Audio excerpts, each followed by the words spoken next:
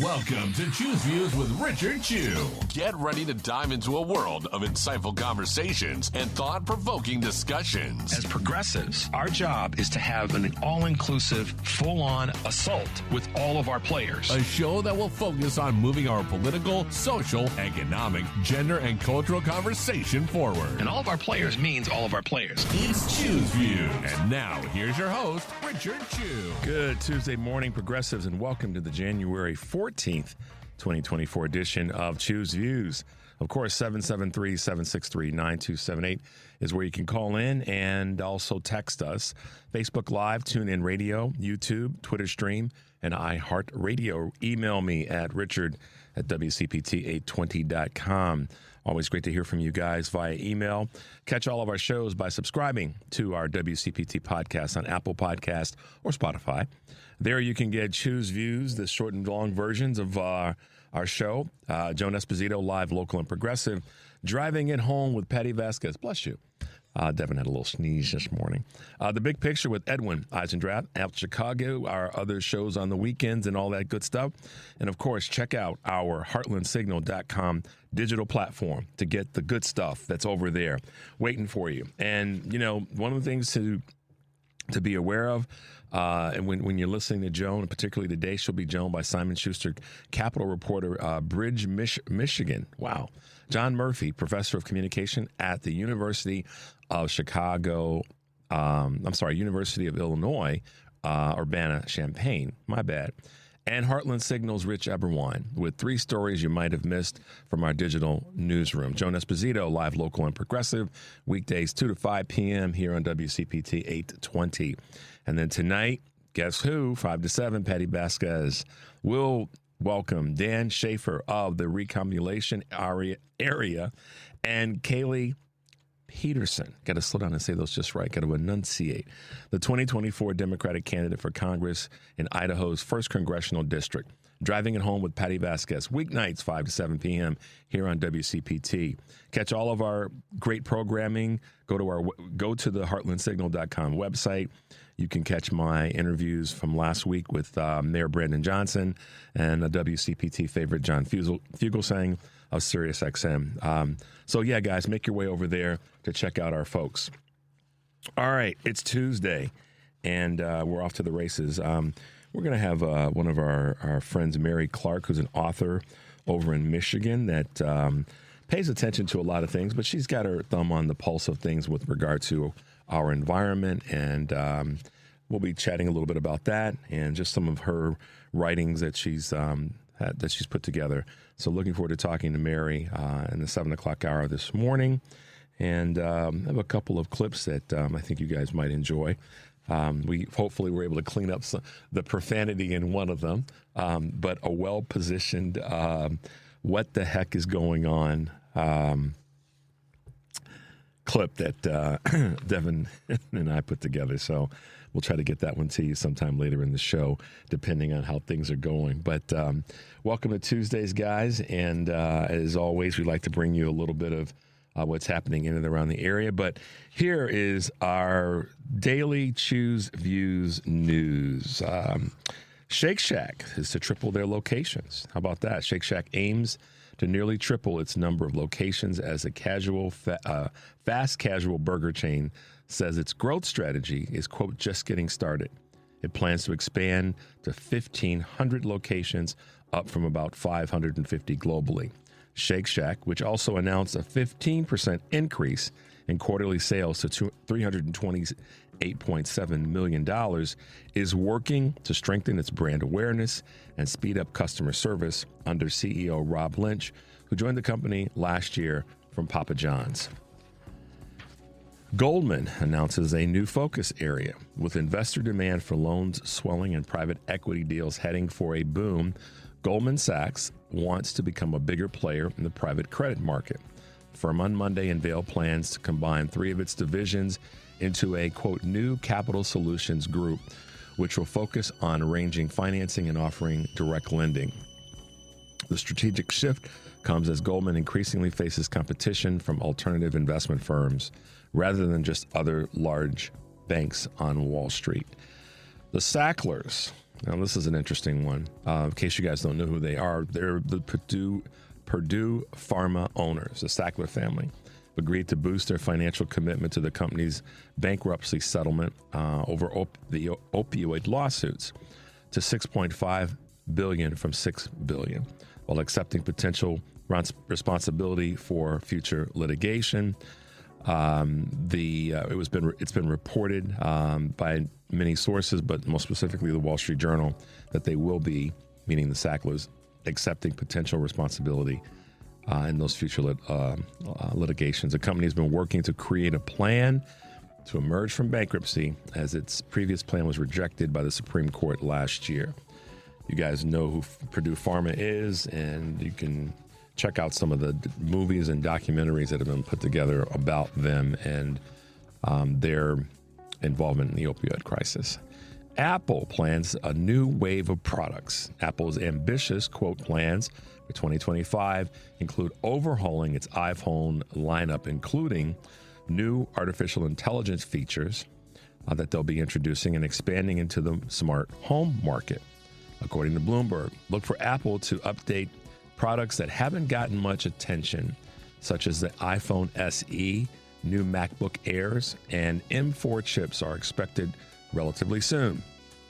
The move comes after Apple saw global iPhone sales slip in 2024. The company is also searching for an Apple Intelligence partner in China. Very competitive there. Export limits imposed on AI chips. New rules issued by the outgoing Biden administration aim to keep the most advanced AI chips and technology ring-fenced in the United States and its allies. Excuse me. The regulations imposed by big tech companies such as NVIDIA limit the number of chips that can be sold abroad. The move would curtail access by China and other countries that might bolster their military capabilities or erode U.S. leadership in the artificial intelligence technology field. So once again, a smart move by President Biden to make sure that manufacturing, make sure that development, more particularly, is it stays on our shores. And I think that's a smart move by the outgoing president. It's hard to say those words, y'all, the outgoing president, particularly given who is going to be the incoming president. But here we are. A couple other things that are happening in and around the area. The CTA president, Dorval Carter, is going to be stepping down, making way for Mayor Brandon Johnson, who basically inherited that particular appointment, has the opportunity to make one of his more important appointments as we go forward, as he goes forward in his mayorship. The CTA is a big agency, one of the biggest in the country when it comes to public transportation. We have the third largest public transportation system in the country. Some might say we have the second largest but you look at Los Angeles and the county, but behind New York, we have for all measures, I'd say we'd have the second largest public transportation system in the country, given our rail that's regional. But anyhow, the mayor's going to have an opportunity to appoint someone in this very important position. And hopefully he has the temerity to appoint someone that's not going to be a politician, but that's going to be someone that's an administrator that's going to get things done. Some of the comments I got last week, Devin, were some of the questions that I got and some of the comments that I got regarding Mayor Johnson is to talk with him about CTA and about the trains and all the buses and so forth. I know lots of people that use public transportation to get to and from work and wherever else they're doing. So hopefully this will give the mayor an opportunity to make a decision to put someone in that's got a lot of experience, is not going to be a politician, is going to be an administrator, and can make things better. And this is also an effort where they need to definitely coordinate, not who he appoints, but the CTA has got to do what I would say is a better job of coordinating with CPD when it comes to safety. As it relates to the quality of the service, I think that the city itself is going to have to step up in that space. So we'll see what happens, and I'm definitely going to talk with the mayor about that. We may have him back on the show next week. I'm working on that.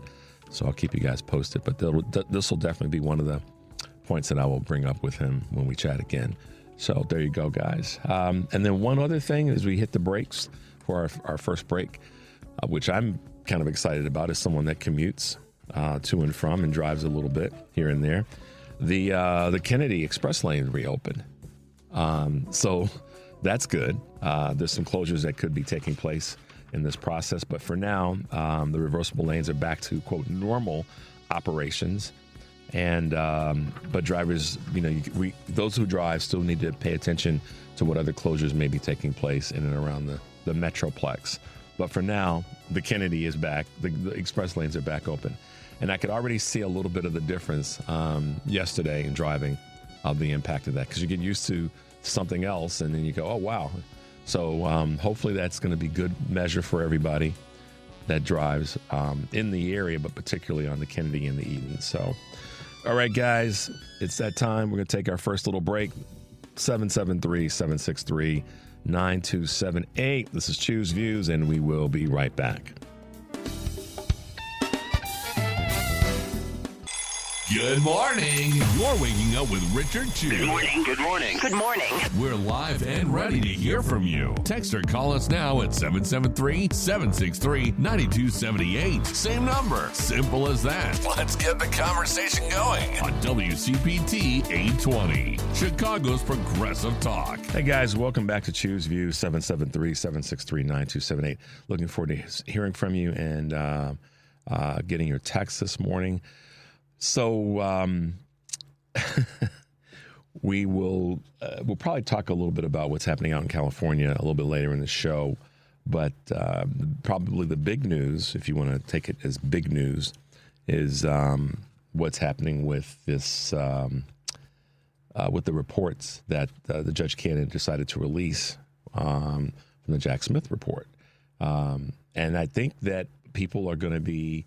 Well, I don't want to make a prediction on how people are going to be in terms of what they see and what they hear and what they think about all this. What I can tell you is she cleared a way for the Justice Department to release a portion of the special counsel Jack Smith's report on Donald Trump's effort to overturn the results of the 2020 presidential election. And because of that, so it goes on to say the U.S. District Judge Eileen Cannon is continuing to prohibit the DOJ from showing selected lawmakers another part of Smith's report that covers his probe into Trump's handling of the classified documents in Mar-a-Lago.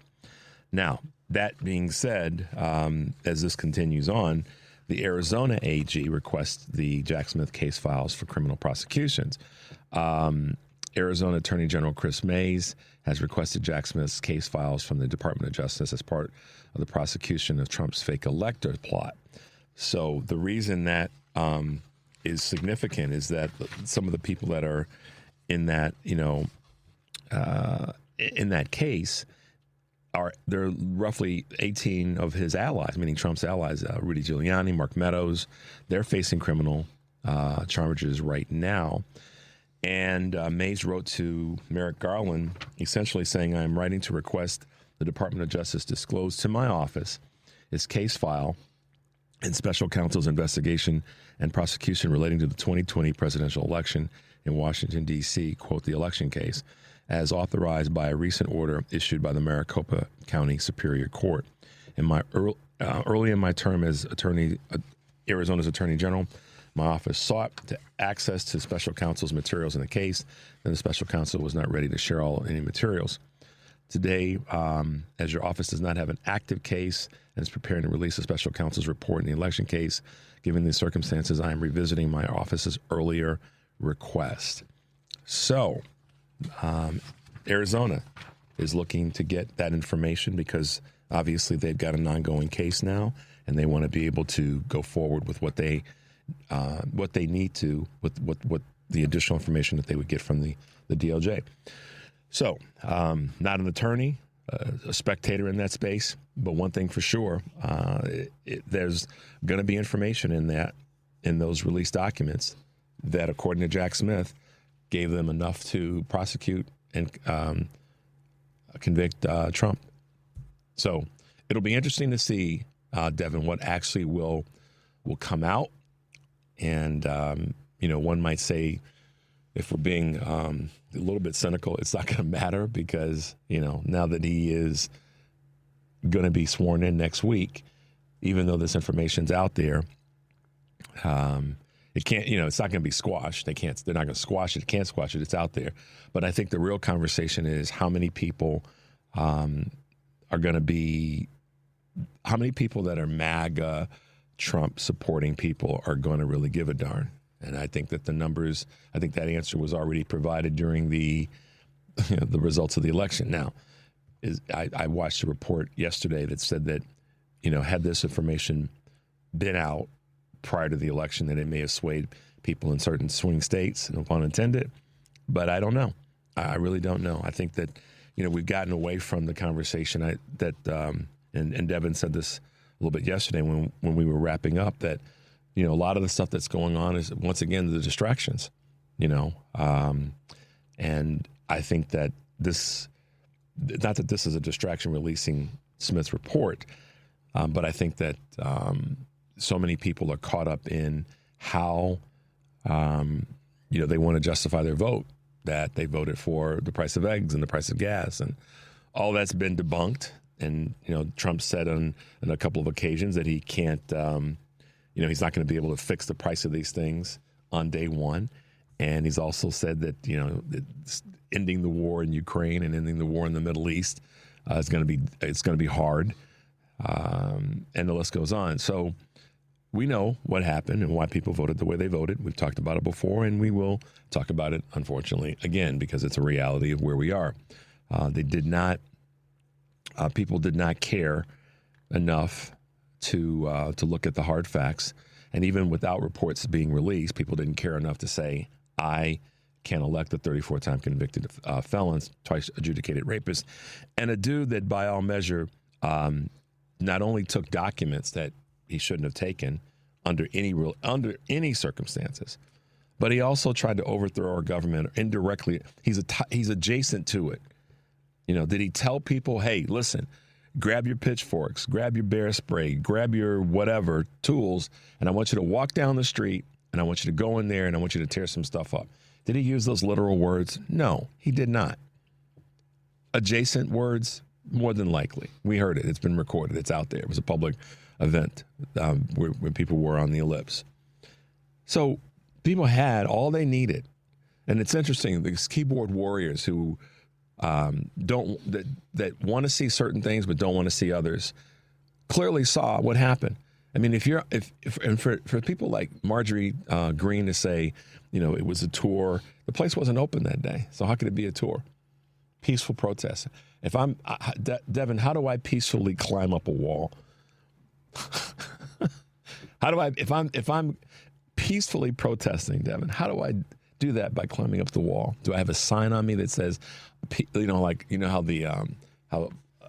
like FBI or DEA or police, they have on the back of their windbreaker, it says FBI.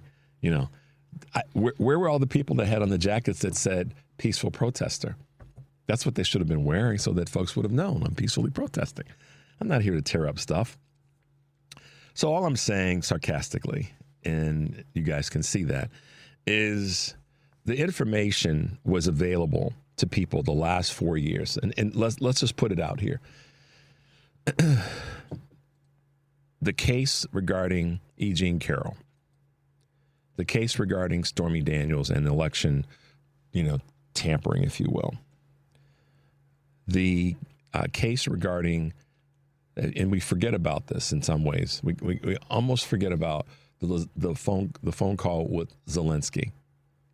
We forget about that he was impeached for, mind you. We forget about, those are three things right there. Okay. We forget about the phone call to the folks in Georgia to find, 12,000 votes. That's 4. In some ways, we forget about the fact that, this is what's heartbreaking. I hate to do the compare. Shouldn't say I hate to do the compare and contrast, but when we do compare, we almost forget about the fact that this was a person that severely, one could say near about criminally mismanaged COVID. That's 5. That's 5 things right there. 5 things, y'all. Not even getting yet to the documents, the insurrection, and being impeached for that, being twice impeached because that was the second item. I mean, that's 7 things right there. Yet alone the treatment of people publicly. And if you're a so-called Christian, if your boy was going to walk down and through a park during a protest and stand in front of a church, you would at least think that if your guy were really what he says he is in terms of his beliefs and his whatever with regard to faith in Jesus and God, that he would at least have the Bible held the Bible the right way. That should have told y'all something right then and there. Just for the Christian supporters of 34-time convicted felon.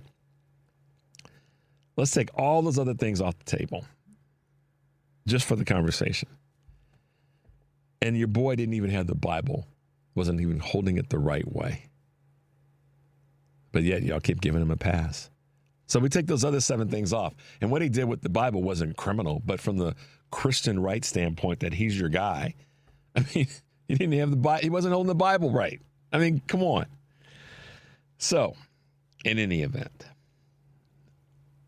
the releasing of the Jack Smith report on Trump's attempt or efforts or whatever we want to call it, it's not going to really make any difference right now. I mean, releasing it is from a legal standpoint, maneuvering and all the other things for the future. There's a purpose behind that, as I've read and listened to legal experts that have been on other shows, that there's a prosecutorial benefit of it being released rather than now it won't be squashed because Trump won't be able to tell his new attorney general and director of the FBI and all the rest, I don't want that report coming out. That part I get. But as we think about it in the space of how would it have made any difference 6 months ago for this to come out? With those 7 things right there, plus the Bible being 8, and I could, go to my other items on my list, just those right there. The country, 78 million people said, I'm okay with that. And it's not even, and not even to get into some of the things during the campaign season, and particularly some of the things that came out and were said during the debate, like, I have concepts of plans. They're eating the dogs or eating the cats. All of that. And the country still couldn't say to themselves, that's just too much. That's not going to be the kind of leader that I want leading the country that I live in. So I'm glad that the reports are coming out. It's great. But at the same time, and some people can say that Merrick Garland, and I've said it, and I'll probably say it again, should have done a quicker, more efficient job of going after Trump when, in 2021, in the spring or even the summer of 2021, and this whole thing around appointing a special counsel in the first place. That's all there. That's all, those are things that we could say that could have happened, and I've said it before, so I don't want to be one to sound like a hypocrite. But here's the thing. America presents itself as being this smart country, better than the rest, great, all those things. So let's take the MAGA side of this conversation before we go to break. Those on the right talk down to they always tell the left to stop talking down, or the media says stop talking down to people. Well, the right talks down to people too. And they talk down from a standpoint of, you don't know what you're talking about. You're not a good Christian. You're not a good American. That's talking down to people. So I'm tired of that argument. But here's the thing. How many people does it take to go, that's just not good for our country? What this guy did, I can't get behind. They literally made a decision, irrespective of blaming Merrick Garland. We could all point fingers at him and other parts of the Justice Department. But Americans decided that they wanted to have a guy as their president, and the influence that that office holds throughout the rest of the country, the states, the cities, the world for that matter. That's who you wanted representing us. And that rather than saying, I want to move us in a different direction, I do want to turn the page, like Vice President Harris said during the campaign. And all this conversation around she only had 107 days, and I get all that. But damn, America. I mean, seriously. She shouldn't have, the 107 days shouldn't have, that's like an excuse that the media and other, so-called smart people in politics and business want to try to give or put out as a reason. She didn't have enough time. The counter to that is, but you had enough time to determine. You had 4 years. Really, if you want to take the 4 years that Biden and Harris have been in office and take out Trump's 4 years of disastrous behavior as the president, just to do that for us. You got how about this? And I know we blew through the break. I'm going to say this and we'll come back to it. I'm going to set something up for you when we come back to just a compare and contrast and I want to talk about. 773-763-9278. This is Choose Views, and we'll be right back. Good morning. You're waking up with Richard Chew. It's what I want to hear. All the time. We're live and ready to hear from you. Text or call us now at 773-763-9278. Same number. Simple as that. Let's get the conversation going on WCPT 820, Chicago's Progressive Talk. Hey guys, welcome back to Choose Views, 773-763-9278. So listen, what I want to set up and kind of put to you guys is this conversation around, I get it. The reports have been released and it's out there and we're going to talk about it. And there's going to be a lot of, oh my gods in that. We get that. And had it been released prior to the election, what impact may it have had? All right. I'm of the mindset, and I have been for a long time, that I don't know what impact it would have had, because here's the thing, y'all. We had enough information to make a decision. Half the country, whatever, 78 million voters, made a decision that those 7 things that I listed, plus we call the Bible number 8, just to have a little bit of fun with the Christian right, that was all okay. And for the people who were left voters or folks that stayed at home that didn't vote, and let's take it down to the swing states, the issue that's there, and I've talked about this before, but it needs to be talked about as we go forward, and how, again, what's going to be our solution, is people had more than enough time to make a decision about Donald Trump. They had more than enough time to make a decision about this 34-time convicted felon, twice adjudicated, twice impeached, can't hold the Bible the right side up. Dude, that's convicted for, and I still sometimes, I am amazed, David. I'm still sometimes amazed. And my brain just goes, what the hell what just happened?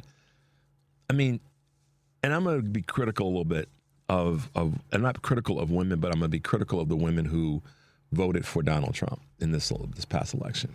And I'm just going to go here because I kind of have to. You can't have your cake and eat it too.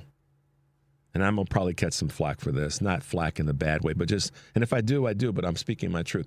And I'm speaking to other groups too, African-American, Asian Americans, Hispanic Americans, any community.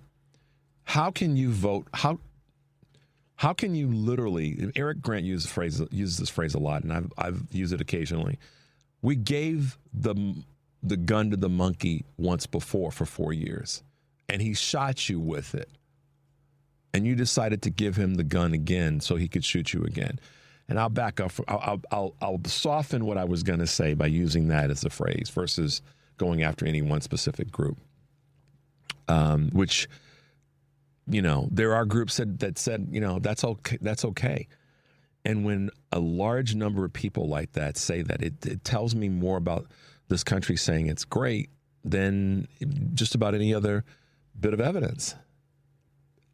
A large number of people, 78 million people, less than what Biden got, and not that much more than what Vice President Harris got, decided that those 8 things were all okay.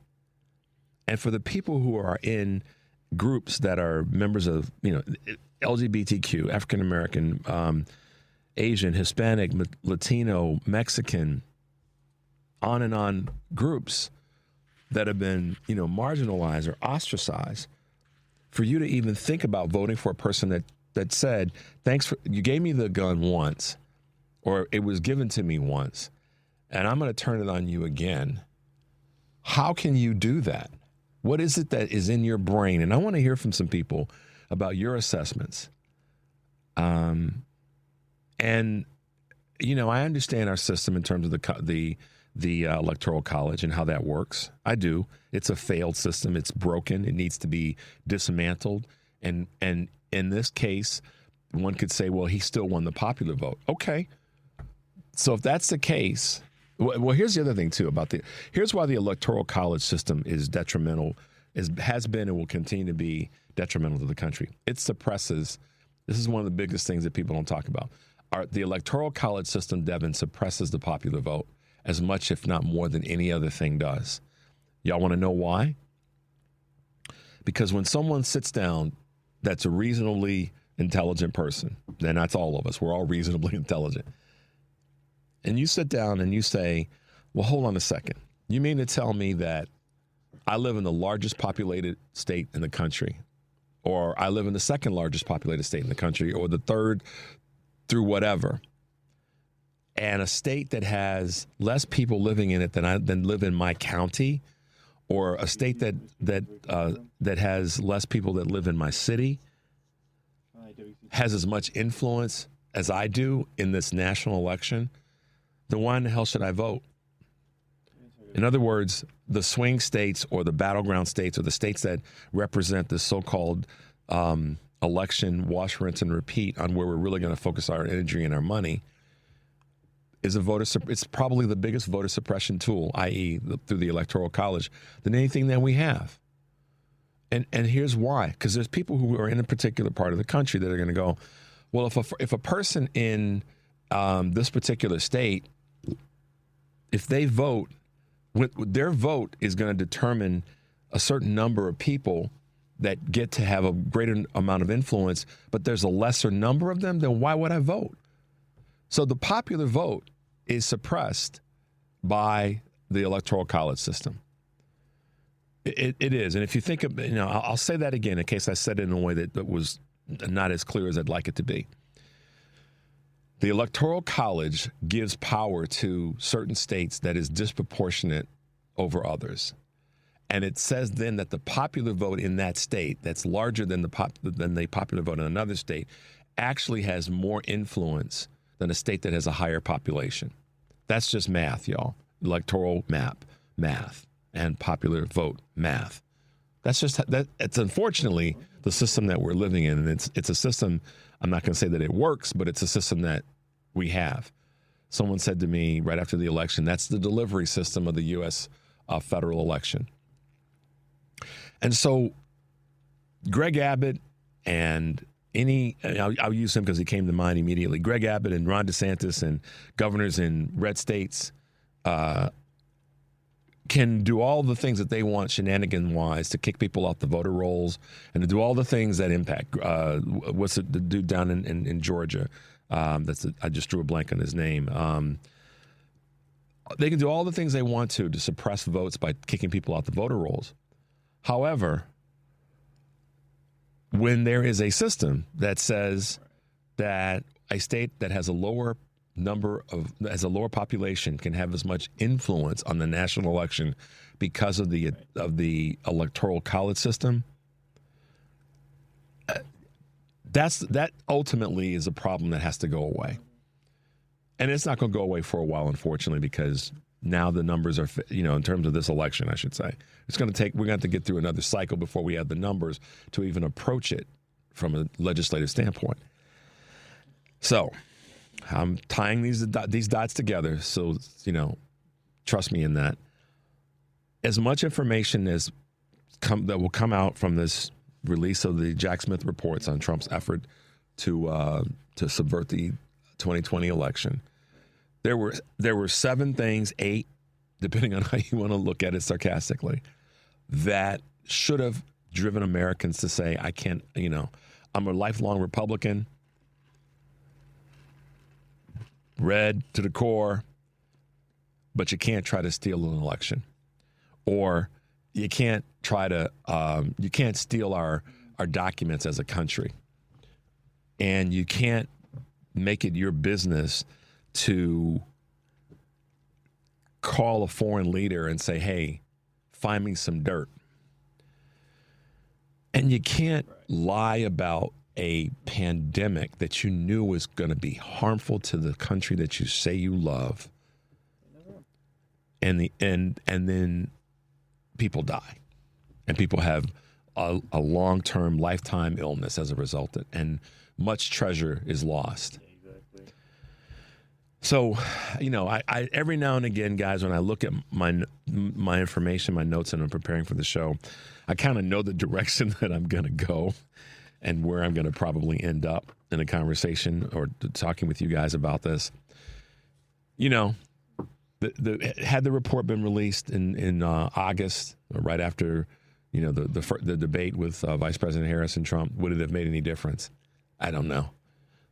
Because a lot of Americans want to pretend like they voted for 34-time convicted felon because he's going to do things, that change their lives and solve this and solve that, which he's lying about left and right, and it's falling apart left and right.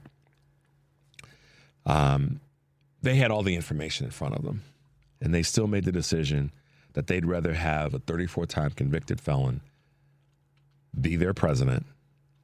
And all the horror that brings on every level, local, regional, national, and international. They'd rather have that than a competent, well-educated, been elected to all 3 branches of our government, able to build consensus. They'd rather have the first example than the second. And so, today is one of those days where I'm diving into putting my foot in the behinds of America, at least the 78 million that voted for this crap. Because you didn't need Jack Smith's report. It was the information was out there in terms of just the prosecutor's discovery. I mean, frankly, we didn't have to go to court to convict him for this. We should have. But you had so many, America, you had so many different tools to go, that's just not right. That's not enough. So for those of us that are progressive liberal Democrats, we can get distracted because things happen in our world. And what's happening in Southern California and the weather patterns in the South and the Southeast are affecting our loved citizens and our friends and family in many ways that are just beyond understanding, being able to understand them. But, the truth of the matter is our country, part of our country completely messed up here. And, we've got to fight back. We do. And I've got a couple things I want to share with you after this break that there's a clip that I hope will make you laugh. We had to clean it up a little bit, but it's one that should make you laugh about the absolute shamefulness of some folks when it comes to what they'll do and the money that they'll take for certain things. But I'm trying to give you a little bit of a tease. When I come back, I've got a clip that Devin and I put together that I think you guys will like. The number is 773-763-9278. This is Choose Views, guys, and we'll be right back.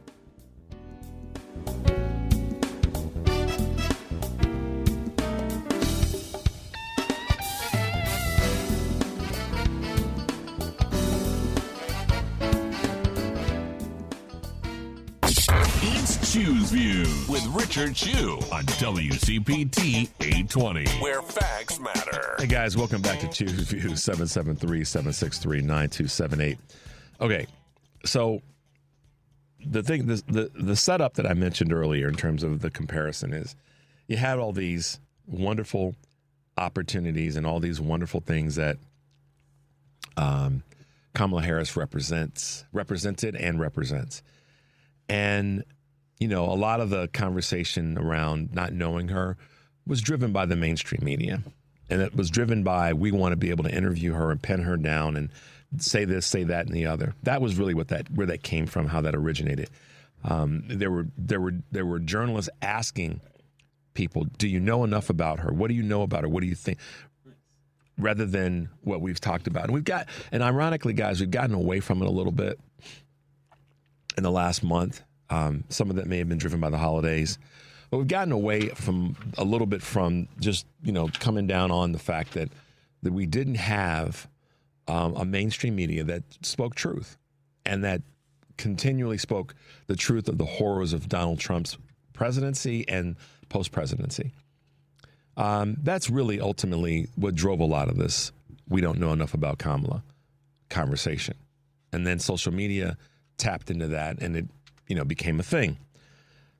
But it also shows the laziness and, candidly, the stupidity of a large part of the country, which is I would rather go with this over here than to really dig in and find out what's going to be right for the country.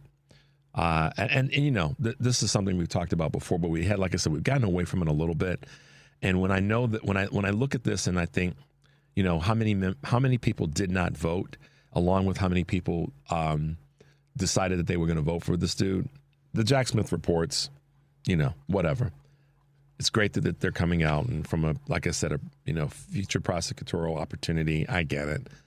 But ultimately, America had more than enough information to make a decision, and they chose to go in a different direction. And that's a disappointing part in many ways. For me, is that disappointing in the sense that I'm one to buy into the hope of America, the greatness of America, who we are as a country. I won't lie. I buy into that because I'm optimistic about our country going forward. I just am. But for one thing, for darn sure, we are about to have a retread of a quote unquote first lady that is going to just it's just going to be interesting to see, you know, what comes of that. And I've got a clip that Devin and I put together that I want you guys to hear that really kind of lays down where we are and some of the things that the country's just willing to accept. Roland Martin put together or on his show spoke about this, whatever you want to call it, documentary on Melania Trump. And I just love his take on this. And I want you guys to hear what Devin and I put together. In design at some unknown university for 1 year. Then she came to the United States in 1996. First, she came here on a tourist visa, then a string of working visa for skilled immigrants. I guess the skill was being nude in photo shoots. She meets Trump in 1998, marries the orange one in 2005. 2006, she gives birth to her son, Barron. She becomes a U.S. citizen in 2006 and First Lady on January 20, 2017. That's it. That's the documentary.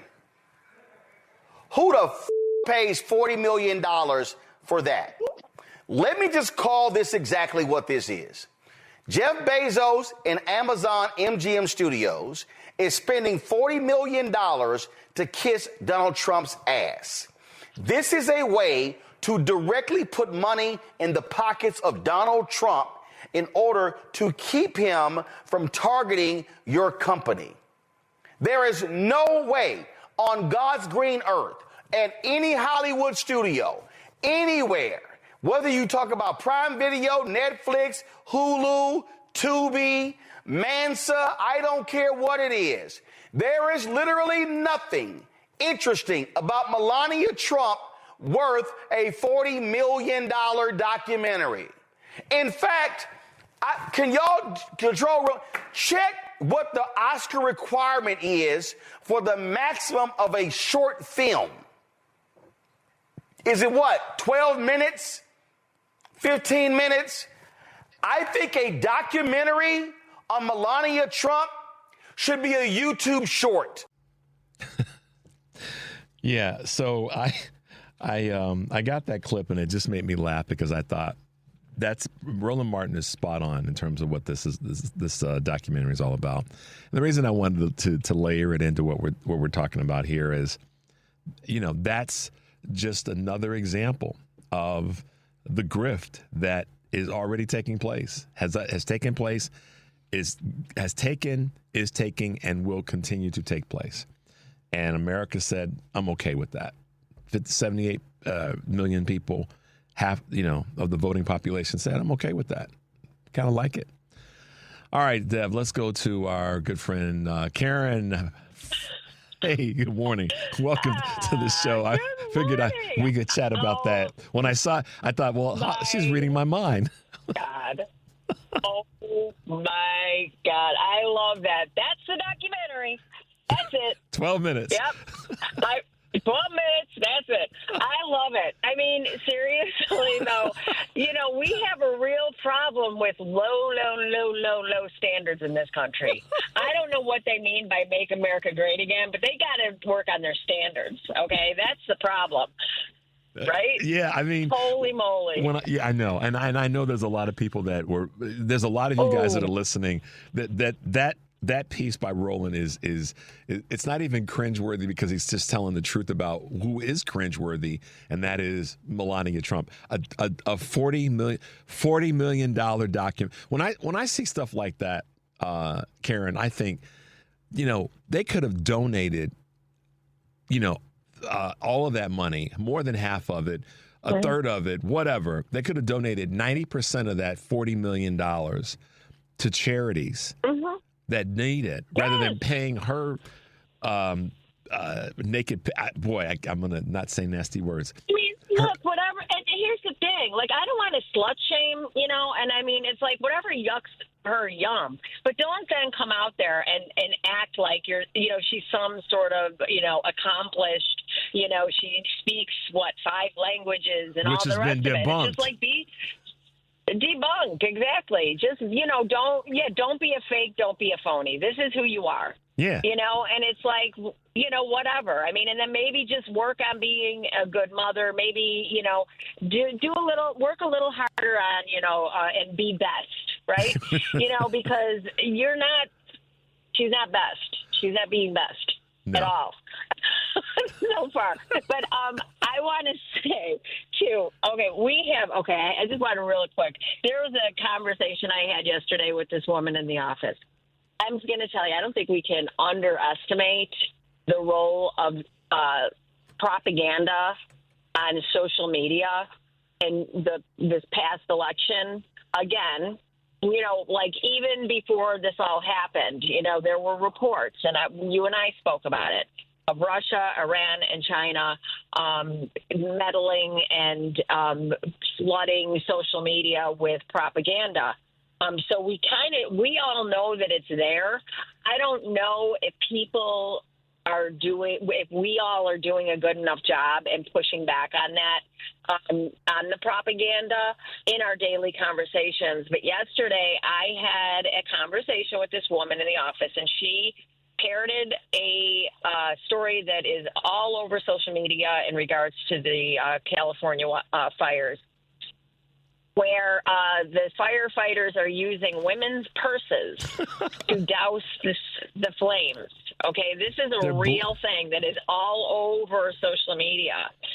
I fact-checked it for her. I said, that doesn't sound right. Does that sound right? I'm like, I don't think that sounds right. I went ahead and I fact-checked, blah, blah, blah, purses on fires. And what it is, collapsible buckets. Yeah. The fire department routinely uses. They're bladders of water that they use because it makes them more mobile to take out a smaller area that they can get to, which could turn into a bigger area in a blink of an eye with these high winds. But your point, I'm sorry. Yeah. No. So the point is, in our conversations with people, when somebody says something that they saw on social media that they, oh, did you hear they're this or that or whatever? They're eating the dogs, they're eating the cats. There's Venezuelans taking over condominium complexes. That's another one. I would urge everybody in the moment, say, let's just check that out, because that seems really weird. And fact check it for people, and then show them. Yeah. Show them the multiple, ways in which all of these different fact checkers. I mean, and there's actually fact checking on CBS and NBC, and then there's Snopes, and then there's PolitiFact, and all the ones that, I'm sure everybody that listens to your show use. We have got to start pushing back and getting comfortable with being uncomfortable and calling this nonsense out as the lies and propaganda that they are. So I know you've got to go to a hard break, so I will wish you a great day and get your tickets for the Melania documentary. I'm gonna tell on you with Roland Martin. Oh, I love it. Oh, my God. I love Roland Martin. Yeah. He is my favorite. He's amazing. He is my favorite, aside from you. Well, you're number one, and then Roland Martin. Here's the thing. Two. Here's the thing with Roland. I'll say this when we go to the break. He gets to cuss on his show. I don't. So I can understand why in that space he's your favorite. I'm cool with that. I get it. I totally get it, Karen. All right. All right, kiddo. All right. Well, you'll have to come back on the podcast, and you can swear all you want with me. Let's do it. Let's do it on the next on your next one. Okay. All right. Talk to you later. Okay. Bye-bye. All right. Have a great day. You too. All right, guys, we're going to take a quick break. Thanks to Karen for calling in and chiming in about the Roland Martin piece. But, I'm going to hit that a little bit more, not the piece, but just some other things when we come back. 773-763-9278. This is Choose Views. We'll be right back. Welcome to Choose Views with Richard Chew. Get ready to dive into a world of insightful conversations and thought-provoking discussions. As progressives, our job is to have an all-inclusive, full-on assault with all of our players. A show that will focus on moving our political, social, economic, gender, and cultural conversation forward. And all of our players means all of our players. It's Choose Views. And now, here's your host, Richard Chew. Hey, guys, welcome back to Choose Views, 773-763-9278. Karen has her favorite in terms of the cursing radio host, and would be Roland Martin, and then me. So I'm okay with that. Roland's a cool dude, so he's been doing it for a long time. And that clip, I just love it, and it's more to it. There's more to it than just that piece. It's a part of a bigger conversation that he was having. But at the end of the day. It's 90% of that money could have gone to charity, and but there you go. It's a way of back channel funneling money to the grifters, and that's who we have, y'all. Grift Incorporated. Make your way over to heartlandsignal.com. We've got we're getting our wheels back in terms of content and information, and there's a article there right now in Ohio about the Knox County Commissioner. Promising to invoke Christian nationalist ideology while in office. And there's a further piece and other information that's talking about how in Ohio they are basically going to be stripping money from public education and putting it into these private religious schools to do what? Further Christian nationalist belief. So there you go, folks. When I talked earlier about why, there's your reasons why. As I said again, make sure you're checking out my other radio host and partners, Joan Esposito, who will be joined by Simon Schuster, Capitol reporter at Bridge, Michigan. John Murphy, professor of communication at the University of Illinois, Urbana-Champaign, and Heartland Signal's Rich Eberwine, with 3 stories that you may have missed from our digital newsroom. Make sure you're checking out Joan Esposito, live, local, and progressive, weekdays 2 to 5 p.m. here on WCPT 820. And tonight, 5 to 7, Patty Vasquez, In This Snow, will be driving you home, welcoming Dan Schaefer of the Recombination area, and Kaylee Peterson, the 2024 Democratic candidate for Congress in Idaho's 1st Congressional District, driving it home in the snow with Patty Vasquez, weeknights 5 to 7 p.m. on WCPT. So make your way over there.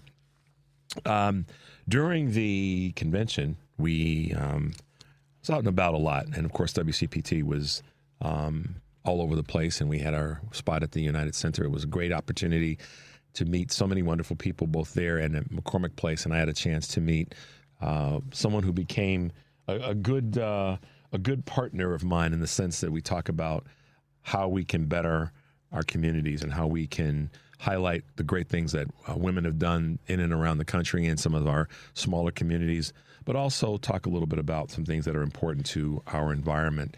And I had a chance to meet author Mary Clark, who's over in our neighboring state of Michigan.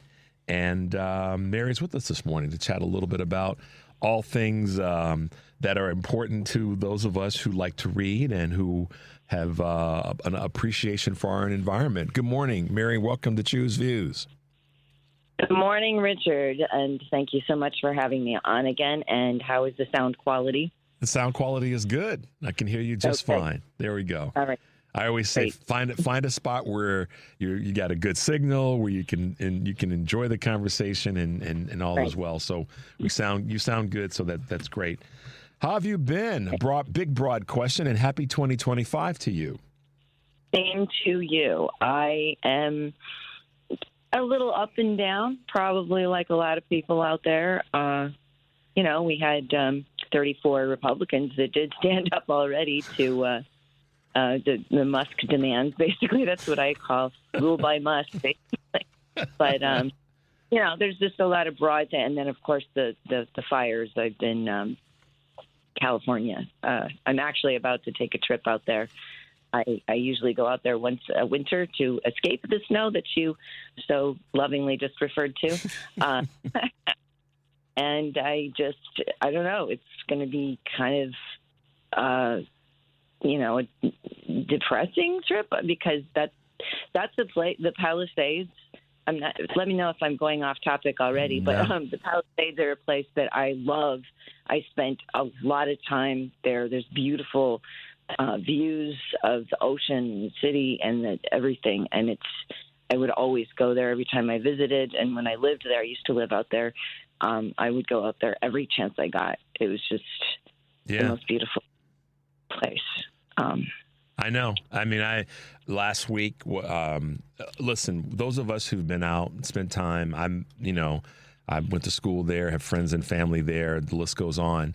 And it's tough to see. And I know what you're talking about. It's tough to witness what is happening. And it's tough to, know that the people who are there are going through this. It's hell. And hell on earth, as a phrase goes. So, last week I was, and I still am to some extent, talking about this from one perspective as it relates to the finger pointing part and what's really happened and where we are as a society when it comes to our environment. And we had on yesterday a woman from the Center for American Progress talking about land, talking about preservation of public lands. And those of us who care know that areas like not only Southern California specifically with the fires, but also other parts of the country where we've had environmental issues, we're all concerned, or we all should be concerned. And it seems as though, Mary, there's a undercurrent of folks that don't really seem to give a damn about the environment. And many of them are elected officials who vote to deny funding across the board for simple things, most certainly bigger things. And just in a micro environmental conversation, I mean, you have written about it. You've written about the importance of preserving our environment and making sure that we're doing some of the small things that can impact our environment. Talk about that a little bit. Well, everything adds up, and people sometimes get to the point where, what difference does it make what I do? And it's just, in aggregate, it makes a difference. It makes a huge difference. I mean, that was the main impetus when my parents started this organic farm in 1980, it was all about land use. That was their thing. My mom was actually on the Cass County Planning Commission. She was the first woman on the Planning Commission, and that has a lot to do with land use and planning, and it was a lifelong endeavor for both of them to have an impact in how people treat the land, not as just something there to be used, but something to be revered, basically, and looked at as something that without this we all perish. This is how we live. This is our home, and the idea. I guess there's a group of people out there that think, well, we can just dispense with this one and go to Mars. And I mean, it's not. We laugh, but there's, I guess, a group that really think that. But and this is a huge problem. I mean, I wrote about that. My dad used to talk about greenhouse gases and this and that, and I had no idea what he was talking about. And it was the 90s, and he would just mumble about these things in the backyard and looking at the sky, and I wrote about that in the book too. It's just I didn't know what he was talking about, and now I do. Now we all do. It wasn't big news back then, but it needed to be. And we didn't act when we needed to act. And just like with Reagan taking the solar panels off of the White House, that was also heartbreaking. Yeah. I mean, that was the time that we needed to move on this. And people, well, we know what happened. Yeah. Well, in the book that Mary's talking about, you guys, and you should get it, it's called Dandelion Roots Run Deep, an environmental memoir. You guys should get it. It's a really fascinating look at the micro impact that you can have, good or bad, by taking care of the land that's right around you, taking care of the environment that's right around you, and the sort of domino effect of not taking care of it or taking care of it, and doing things to actually preserve it and enrich it. So it's a really great read, and it's a book that I think you guys want to take advantage of when you want to add to your knowledge from a regular, and I say this respectfully, Mary, from a regular everyday Midwesterner who sees the importance of just the micro impact of our environment and the things that we can do to preserve it. And, I don't want to be, I'm not going to be negative about it, but hopefully be able to turn the tide with regard to what we've allowed to happen. And I remember vividly my dad talking about greenhouse gases and the phrases that, he would use. And this is where I got this, and I've used it on the show. Is, people, this was back in the 70s. He was saying to me then, if you don't take care of this gift that, quote, God has given us, then it will turn on you and destroy you. And the irony behind that is, my dad was a dude of faith, but he also was a common sense person. Is like, if you do this to the earth, it's going to come back and get you. He used to say that to me all the time. If you do this to the earth, it's going to come back and get you. And so that's the kind of where we are in that space. And I'm hopeful, Mary, but I'm also concerned that there's a large push from people who just don't give a damn about the environment. And yesterday, our guest talked about pay attention to who's gaining and pay attention to who's losing when it comes to public lands and the use of public lands in these next 4 years.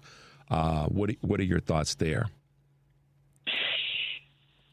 Well, I wanted to go back to the micro versus the macro impact. My mother was actually on the National Organic Standards Board, so the book is more kind of a larger impact. She had a very large impact ultimately because that the organic and the climate change are connected, because that's part of I don't know if you know, but pesticides are kind of like a fossil fuel in and of themselves, as well as synthetic fertilizers, because they take their petrochemicals. And so the impact of that usage is absolutely a major contributor to climate change. But so I also wanted to, before I get into She actually was awarded a couple of awards by the Daughters of the American Revolution. I will say she got the Women in History Award and the Conservation Award from this organization. She was a member of them, and they got wind of the book, and they realized she needs to get this award because she really has. She did her life. She dedicated her life to environmental issues and organic farming. So back to your question, what was the specific public land? What our guest said yesterday is that the concern, and this kind of ties back to this with regard to your mom and your history, is that I think they understood that the importance of micro involvement with the environment could be expansive, could be profound, and could allow for so many great things to happen.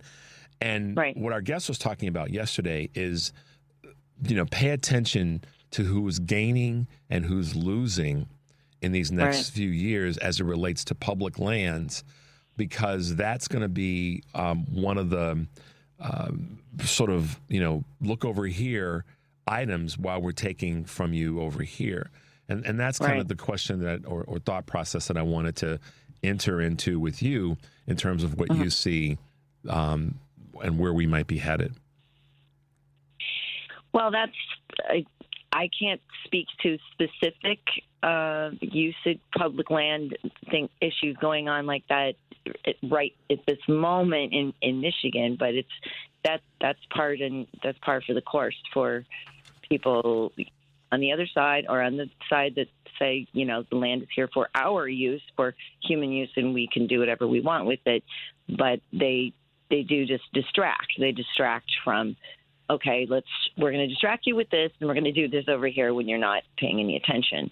And so that's always happening everywhere. What do you think? You mentioned something earlier that I made a note, and I didn't want to interrupt you, but it did bring a bit of curiosity to me about pesticides.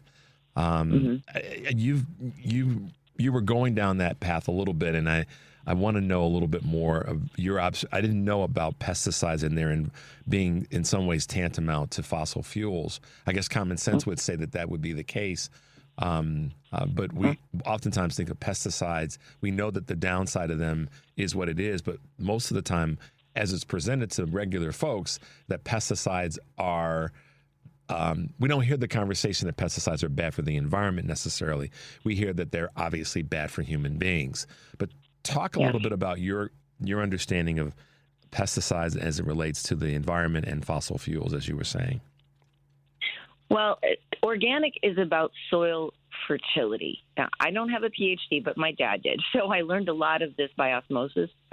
The synthetic fertilizers and the pesticides, they degrade soil fertility over time. And so you look out at these fields, and they have this color that doesn't really even look like – it looks like sand sometimes. It's like that's not the color that real soil should be. It's because it's lacked fertility to the point where it cannot grow another crop unless you keep inputting all of that stuff. And so then over and over, and you hear different scientists say, well, we have about 60 harvests left. Now, that may be, I don't know if anybody knows the exact number of how much the soil can continue to produce for us, how many more harvests it can do. But that is what happens. And so a lot of this regenerative thing you hear about is about that, is trying to regenerate the soil so it can possibly grow a crop without having all those inputs anymore. And sorry. So, all right.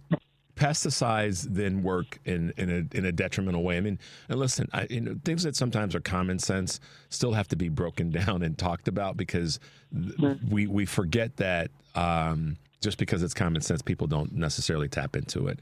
And that's why I wanted to ask you that question. How can more people, for lack of better words, take on the benefits of organic growing? I mean, individuals, what can individuals do in that space? Well, this isn't going to sound that innovative, but obviously plant a garden. I mean, that's kind of the number one thing you can do if you don't want to have things being transported all the way from California to Chicago, and by the time you get it, it's been on a truck for 3 weeks. And and a lot of people do understand that, and they know it, and it's just a lot of it's work. You know, I keep looking at my backyard thinking, I could turn this entire thing into a garden, and it is work, and it takes a lot of dedication, and that's why that's why I have so much respect for my mother and my grandmother, because they did the work. Yeah. I mean, and I watched it. It's like, oh my God, Mom, I don't want to lead. I'd rather go for a bike ride or something like that. And it's just that dedication and just this ongoing commitment. Well, it's commitment and convenience. Convenience plays a big part. I mean, you know, let's be honest. I mean, we had a garden. We had a I think 10 or 12 row garden in our backyard, and it was regular for me to be out working in the garden, and I understood what that meant, and I love the work, and when I say I love the work, I love the results that it would get. It was always nice to see your garden grow and mature, and the things that you planted actually, you know, reap a small harvest. And to me, that was like the cat's meow. And that was the nerdy side of me, and my friends, you know, growing up didn't quite understand why I thought it was cool. But I thought it was cool because you could tell the difference in what you ate from a garden and what you ate from what you bought at the store. But convenience does, I mean, and I'm making a statement, but I want to get your thoughts on this. Convenience does play a big part into what we get in terms of our food and where it comes from. Because, you know, if you don't have to do it, then, you know, or produce it or grow it and produce it, then it makes life a little bit easier. But that has led to, you know, a lack of understanding, wouldn't you say? Yes, that's what I like to say about Amazon is that the primary thing that they sell is convenience. Mm-hmm. That's what American society loves more than almost anything is instantaneous, instant gratification. And people have said this many times before, but it bears repeating. So it's just a really hard thing to overcome when people get used to things being so instant that you forget things are not instant, and we pay for that in the long run. Yeah, we definitely do. It's always great to have you with us, Mary. I know that your work is the work that Mary does, the writing that Mary does, the belief system that she has in terms of you know, this sort of history, this 3 generations of organic understanding is really important, guys. And I want you guys to take the time to reach out, grab Mary's book. It's a great read. It's one that I think will kind of enlighten you in a very interesting way in terms of talking about our environment. And the book is called Dandelion Roots, I should say, Run Deep. Dandelion Roots Run Deep, and it's written by my new friend in the great state of Michigan, a very agriculturally strong state. Not people don't necessarily realize that, but Michigan is definitely one of our great states in terms of agricultural production, here, particularly here in the Midwest. But get Mary's book, guys, Dandelion Roots Run Deep. And it's always great to have you on the show. I'm glad we're able to do it again as we get 2025 off to hopefully a good start, given all the craziness that's going on right now. Yes. Thank you so much. I just get overwhelmed every day with the blowtorch of news. Yeah. It's just and the fires. Speaking of blowtorches. Yeah. Well, make sure that your trip, and I know that's going to be a tough one, and I'm embracing myself for when I make the decision to head out to Southern California. But as best you can, enjoy the trip, and I know it's going to be a lot to take in, but be safe in your travels. Good to hear your voice. Glad you're well, and I know that we will talk again soon. But thanks for being with us, Mary. Appreciate you taking the time out this morning. Thank you so much, Richard. Good to hear. Talk soon. All right. Thank you. Bye now. There you go, guys. Mary Clark. That's Merry Clark. She's an author. Written a great book that I think you guys will enjoy, and it's called Dandelion Roots Run Deep. Check it out. and follow Mary as well on the socials. We're going to take a quick break, guys. 773-763-9278. This is Choose Views, and we'll be right back. It's Choose Views with Richard Chew on WCPT 820, Chicago's Progressive Talk. Hey, guys, welcome back to Choose Views, 773-763-9278. Glad to have Mary with us this morning. And let's see. We have a call that had a question that I guess we'll kind of put this to Mary. David from San Francisco. Hey, good morning, David. Welcome to Choose Views. Hey, morning, Richard. Chicago. Hey, I would have liked to ask her if she was familiar with, and she kind of alluded to it at the end about how, while the world is going crazy around you, there's nothing better than fooling around in the garden. And so I don't know if you're familiar with an old propaganda technique called a strategy of tension. No, I'm not. But I have a feeling of which direction you're going to go. But I'm going to listen and have you take the wheel on that one. Well, Wikipedia has a pretty good entry on it. Strategy of tension. And what it is basically evil propagandists will constantly change the story, change reality. They'll come up with wilder and wilder, crazy, mean-spirited stories, and they'll get everybody worked up, the hairs on the back of their head rising because of these crazy, stupid stories. And so that's how not only Hitler came to power, but back in ancient Rome, they didn't call it strategy of tension back then, but it's the same thing. And it's you're just constantly raising the heat. And the only way to get out of it is to figure out what normal is. And an easy way for that is come up with your backyard garden. Huh. Interesting. Well, listen, I won't answer for Mary. I did send her a quick communique to say if you catch this question to give me your response or your reply. But here's the thing, and I'll answer that from what I'll say the common sense perspective. I can tell you that when I was a kid working in our garden in our backyard, that there were lots of for lack of better words, sort of thoughts and what's the word I want to use? You can become introspective, and you're focusing on that task, if you will. And there's a peaceful. I think there's a book called The Peaceful Gardener. Maybe I'm thinking that I seem to remember there's something called The Peaceful Gardener. Maybe it's a book. Maybe it's an expose. I'm not quite sure. But the point to your question, David, is I think that's in the greater conversation right now. How is gardening? How is what's your center, your North Star, going to be a tool to help folks as we navigate these next 2 to 4 years? I think that you're spot on. And I got a text this morning from a listener that says that we progressives need to be aware, to your point, of the effects of the effects of the flood of right-wing media, especially broadcast media, in that how they will use that to affect people in a negative way. And I think that we have to be, those who are speaking to this and speaking to power, have to be mindful of helping people find spaces and places in their own mind and their own spirit to be able to navigate.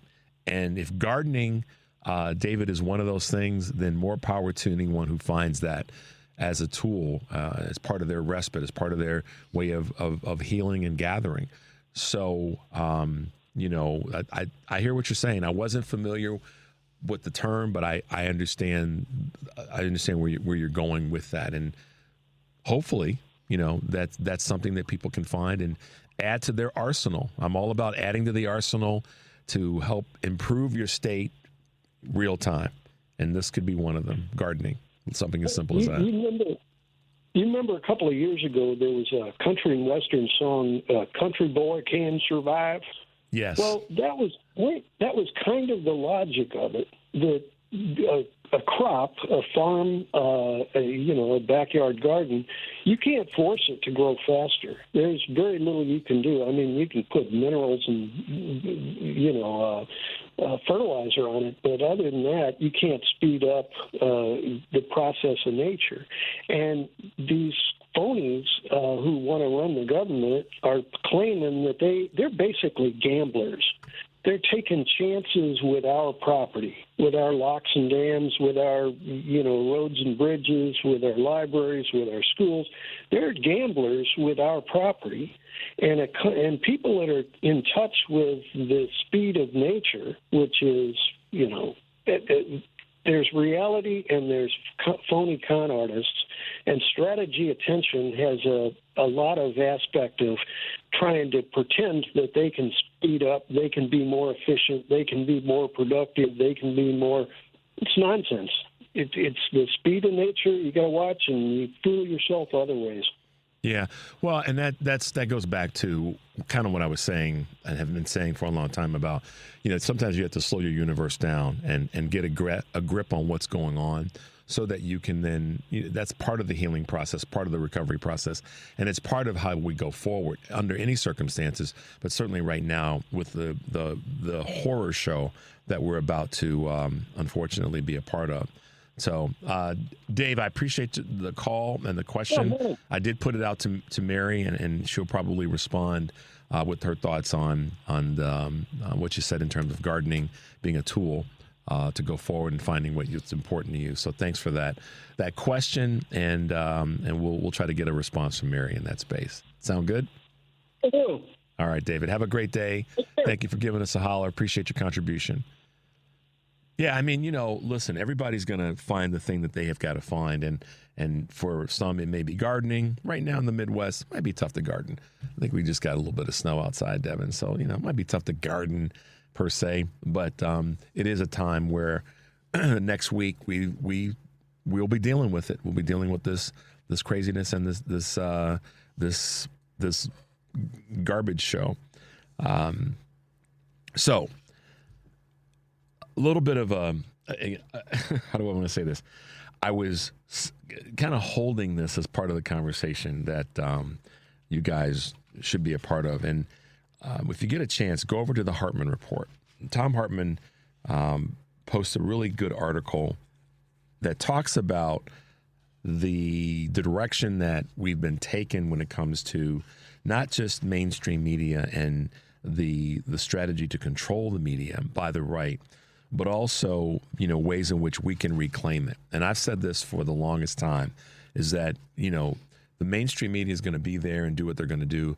And we need to be the champions of our own conversation and our own connection about facts and data, and not rely solely on the mainstream media for part of that, or in any part of that, frankly, because they've consistently, if they've done anything well, is let us down. But that's because we had an expectation that they would give us information that was accurate, that was cogent, that was where we could rest our hat, to use a phrase. And they've let us down consistently. That's why you're seeing so many people pop up on social media. I just saw that, is it Jennifer Rubin? What's the gentleman's name? Two of the former Washington Post reporters, Devin, are stepping out and doing their own thing. And we're going to see more and more, I believe, of that happening. And when Tom talks about this in his article about how do we crank out more information that's cogent and that's accurate and that's designed to educate people properly, this is where we have huge opportunities. We have huge opportunities of change, or for change. So, but it does take folks getting involved. It does. I mean, if you're looking for a way to be involved with a media group and you don't want to start your own, you can. You could start right here with WCPT, and how can you contribute, or how can you be part of what we do? Calling is, and that's why I always say thank you for your contribution, because we have a lot of information. There's a lot of information that comes at us that we can't filter fast enough, and you guys may get it and be able to present it. it's a way for us to be connected in our messaging. But I also think that the more we have pushback with information that's accurate, the better informed people are going to be. And that's something that we kind of lagged in that space, and Republican media or right-wing media has taken over. And so now it's time. We don't have the luxury anymore, as I've said, to not be informing. And one of the best ways that we can do it is by finding where there are sources of information, and then, of course, making sure it's vetted, and then building your own distribution channels, tying into places like CPT, tying into places or voices like Roland Martin, and saying, okay, this is information that I need to share with other people. And sometimes it seems it's kind of like the gardening concept. Mary said it earlier. The convenience of getting information from the mainstream media is just that. You flip on the channel and there it is. But we no longer, so I'll put this in parallel. And you, again, using a little bit of what Mary said earlier, we can't trust, let's put it like this. The pesticides are deteriorating our foundation and making our soil lacking in fertility. Mainstream media's inability to give us accurate information, because it's filled with what pesticides, from an information standpoint, is affecting us and affecting what we can trust and the foundation of our information. So we have to either dig deeper into the soil and come up with fresh soil, which might be creating your own, or we've got to find other groups that are already digging and partner with them and ask, how can I be a part of this? How can I help? That's to me a way, when I say this oftentimes about being connected, it may require, it's going to require that. Let me clean that up. It's going to require that we do one of those two things, if not both. Digging in deeper to a fresher soil, which means finding more information that's more accurate and relevant. One.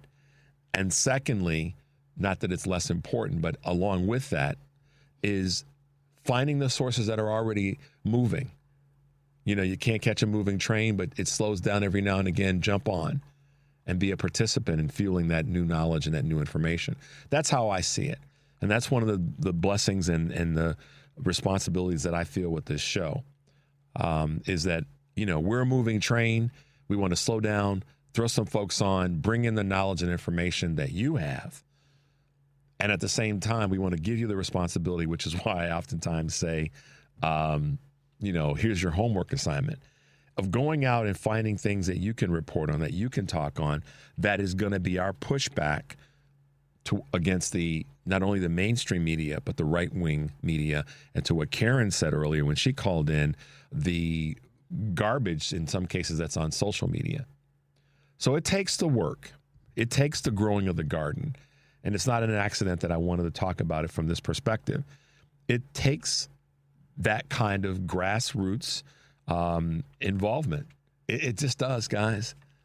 And let's be honest, we need to push our wealthy, progressive liberal Democrats in all categories, in all venues, to recognize that fixing this is going to take all of our players, which means all of our players.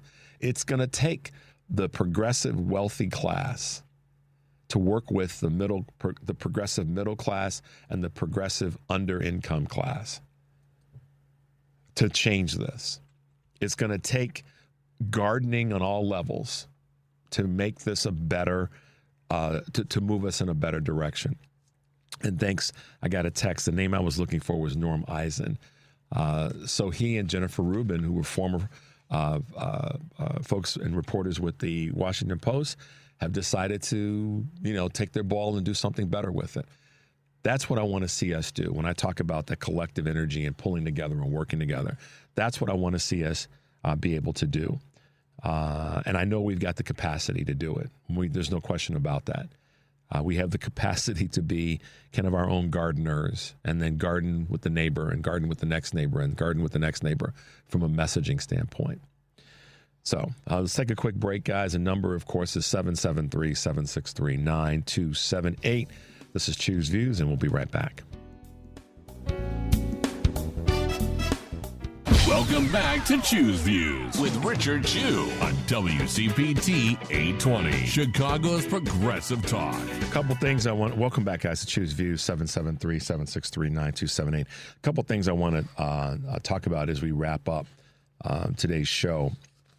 And it has a little. It has to do with what I said before we went to the break about the coming together of the gardening effect, if you will, of the left or progressive liberal Democrats with regard to conversation, with regard to information, and perpetuating that strength. And here's the thing that I want to try to leave you with today in this part of the conversation.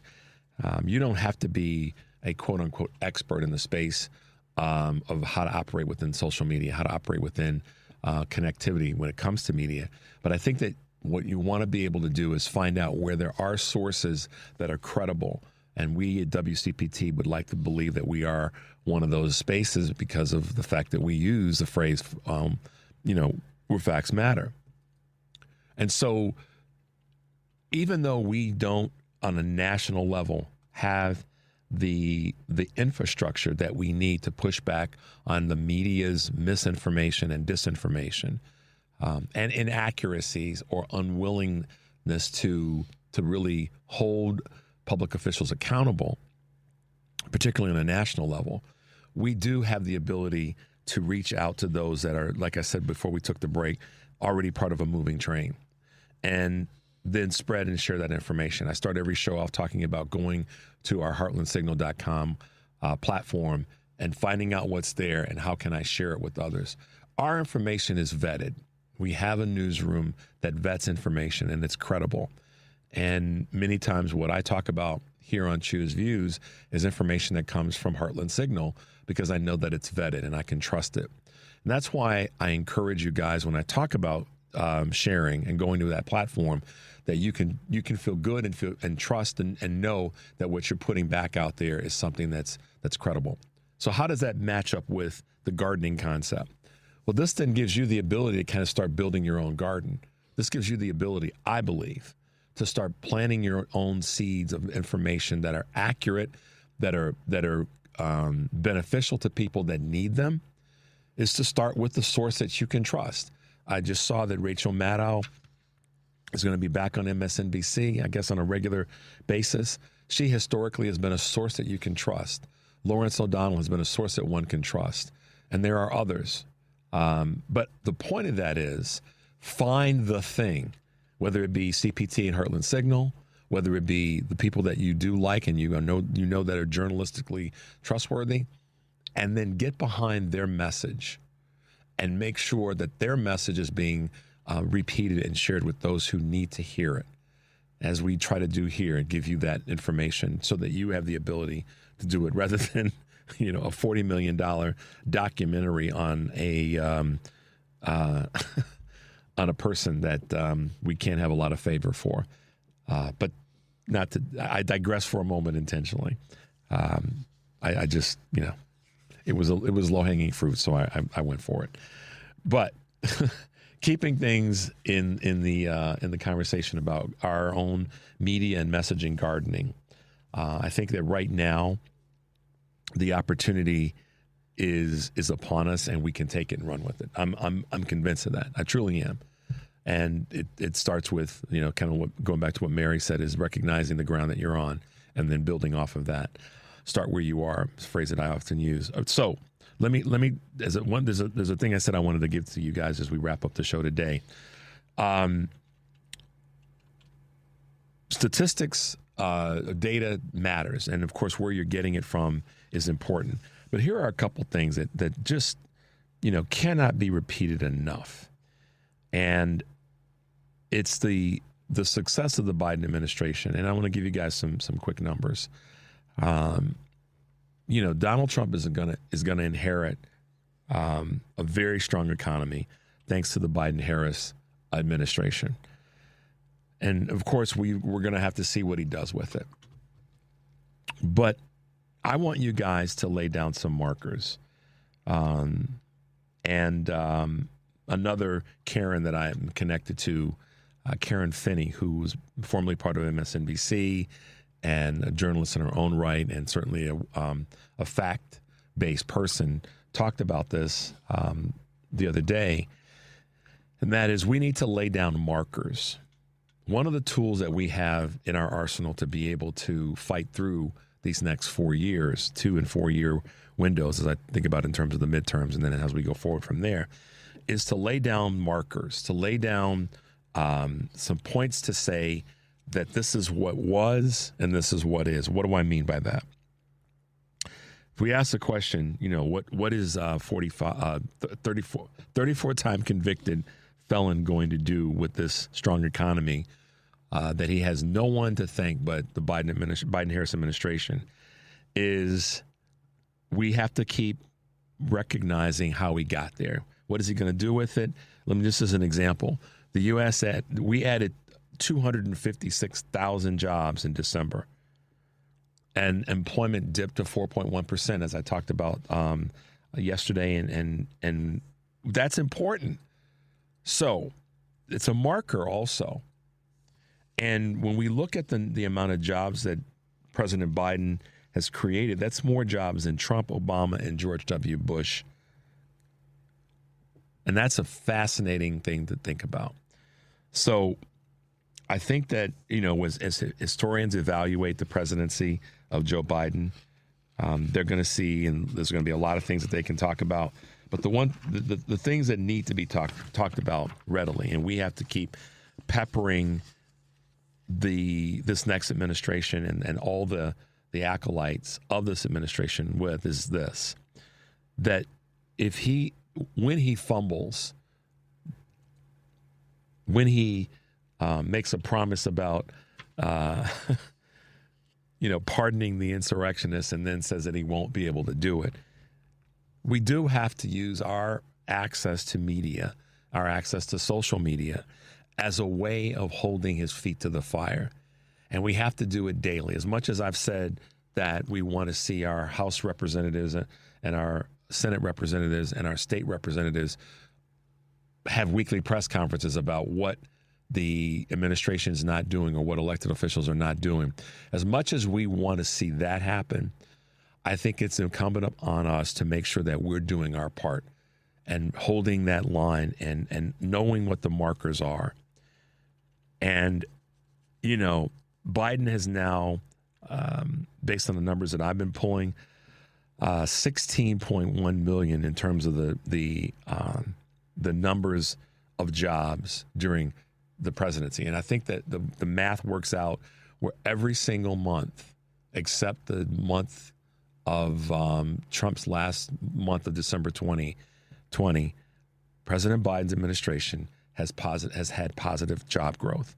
And that's not just numbers that are bounce back numbers, as I said yesterday, from the pandemic. Because even with that, he's 2.2% above the number, which is phenomenal. So I want to see the country, the progressive liberal democratic message be about furthering the marker, paying attention to the marker and then furthering the conversation around what this new administration doesn't get done versus what the soon-to-be past administration has gotten done. And every single day, every opportunity that you have, you need to remind people of what the markers are. You need to remind people of what the opportunities are going forward. And part of the way to do that is to call out the fact that the new administration is failing. Don't sit back and just be upset. Don't sit back and just be frustrated. Don't sit back and just be one that wants to troll. Not that you would want to troll, but that you would just be someone that's upset about what you're hearing from people who are out there trolling and throwing out garbage. Use it as a tool. Use this time as a tool to, put the positive information out there that is information that somebody's going to need. And I can't say it enough, which is part of the reason why I talk about it on most every single show, is that you can be one of those catalysts. You can be one of those tipping points to make sure that people around you know what's going on, know what truths are. Use us here at WCPT as a tool to provide you with information. Use Heartland Signal as a tool to provide you with information that's vetted and credible, that can go out to people that are going to need it. And if you've got people that are trolls in your life and people that are naysayers in your life, you may have to deal with them, but you're going to be far better equipped to deal with them when you're using information that's credible and real information. And that's kind of what my wish is today as we wrap up our show. And I know we've talked about the importance of being your own, being your own and building your own garden. And that's literally and figuratively an opportunity for so many people to be able to take on, is to build your own garden and do it in ways that are not just truly about gardening and preserving the environment, but also about ways that are going to allow you to tap into information that you can grow. You can dig in. You can partner with others who are building their messaging garden. So I think I think that if you can kind of look at it that way and find some peace, kind of like what David said from San Francisco, in that process, it may be good for the soul. And that's a big part of this. It just is. There's no way around it. So, guys, it's been great as always being with you on a Tuesday. And as I say always, take a deep breath, and guess what? Make your life count. We'll be back tomorrow.